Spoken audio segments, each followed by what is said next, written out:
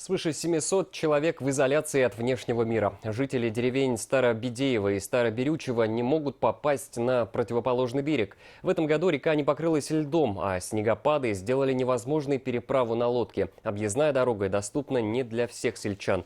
Как люди справляются с трудностями и как можно решить их проблему, расскажет Айгуль Хатыпова. Все, не туда и не сюда встали.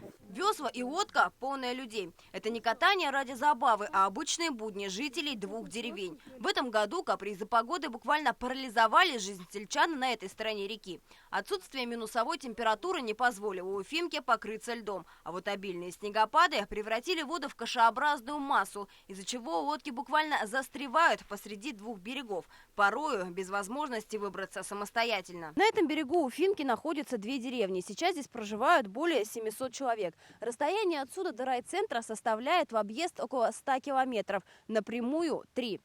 Летом здесь работает паром, но вот зимой людям приходится переходить по льду, а если вода не замерзла, то переправляться на лодке. Стоимость одной такой поездки составляет 40 рублей. Максимально здесь могут поместиться 6 человек. Обычно переправщики работают до 7-8 часов вечера, а после этого в деревню можно добраться лишь на машине. Но не у всех сельчан есть автомобили, а вот автобусов с таким маршрутом пока не запустили. В среднем объездная дорога занимает примерно час, но порой такое количество времени играет решающую роль в жизни людей. Племянница, 3 годика. 39 температура. Скорая отказывается ехать через Павловку. Говорят, переправляйтесь через речку. Время 4 утра. Мамочка у нас беременная, срок 4 месяца. В итоге приехали через 3 часа через Павловку. Еще 3 часа везли на скорой помощи уже до Нуримановской центральной больницы. Ребенок был в критическом уже состоянии. В деревне проживает более 100 детей и около 4 инвалидов разного возраста, которым оказаться на той стороне реки без посторонней помощи не представляется возможным. Когда вода замерзает, местные жители, рискуя, идут по льду. Но по словам сельчан, такая переправа не всегда удачно заканчивается. Рыбаки часто проваливаются. И машины здесь проваливаются. А он просто переезжали через лед. Ну вот неделю назад Эльмира Усваром провалилась, значит, вытаскивали. Ученики утонули. Генплане у нас Вытаскивали учеников.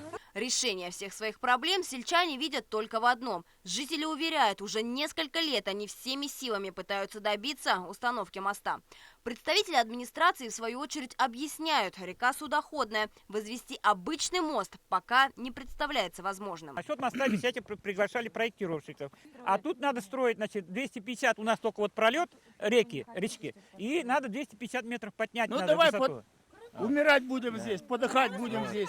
Понтонный мост к нам не идет, потому что, значит, река поднимается, опускается, понтон будет ломать. Потом его вытаскивать на берег, на зиму. Это очень затратная картина.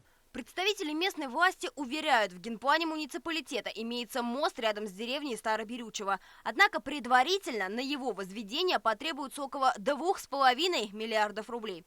А пока чиновники разбираются с нюансами строительства переправы, люди в попытках попасть на тот берег ежедневно ходят по тонкому льду, переплывают реку на лодке или же пытаются найти машину, чтобы попасть в райцентр по безопасной дороге. Айгуль Хатыпова, Станислав Птица и Виктор Демидов. Новости. Нуримановский район.